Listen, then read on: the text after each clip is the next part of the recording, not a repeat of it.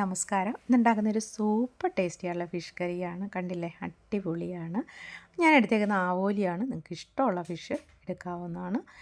അപ്പോൾ ചട്ടിയിലാണ് വെക്കുന്നത്. നിങ്ങൾക്ക് ചട്ടി ഉണ്ടെങ്കിൽ ചട്ടിയിൽ വെക്കാനായിട്ട് നോക്കുക. കാര്യം അതാണ് അത്രയും ടേസ്റ്റായിട്ട് നമുക്ക് കിട്ടുന്നത്.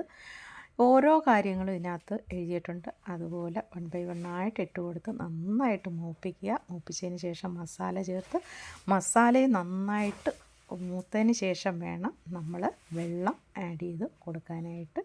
അതുപോലെ തന്നെ കറി നന്നായിട്ട് തിളയ്ക്കണം. ഞാൻ കൊടുത്തേക്കുന്ന പുളിയാണ്. നിങ്ങൾക്ക് കുടംപുളി വേണമെങ്കിലും ചേർക്കാവുന്നതാണ്. ഇതുപോലെ നല്ല തിളച്ചതിന് ശേഷം ഫിഷ് ഇട്ട് കൊടുത്ത് ഒന്നുകൂടെ അടിയിൽ പിടിക്കാതിരിക്കാൻ ഇടയ്ക്കിടയ്ക്ക് അടച്ചും തുറന്നും ഒക്കെ ഇടാം. അതുപോലെ ഞാൻ ഇതിനകത്ത് ചേർക്കുന്ന ഗരം മസാലയും പിന്നെ ഉലുവാപ്പൊടിയും അതുപോലെ നമ്മളെ കായപ്പൊടി, ഇത് മൂന്നുമാണ് ഈ ഒരു കറിയുടെ ഹൈലൈറ്റായിട്ട് നിൽക്കുന്ന സൂപ്പർ ടേസ്റ്റ് വരുന്ന. ഇത് മൂന്നും ആഡ് ചെയ്യുമ്പോഴാണ്. അപ്പം തീർച്ചയായിട്ടും നിങ്ങൾ ട്രൈ ചെയ്ത് നോക്കണം. ട്രൈ ചെയ്ത് നോക്കി ഫീഡ്ബാക്കൊക്കെ അറിയിക്കണം. അടുത്ത വീഡിയോയിൽ കാണും വരെ ടേക്ക് കെയർ. ബൈ.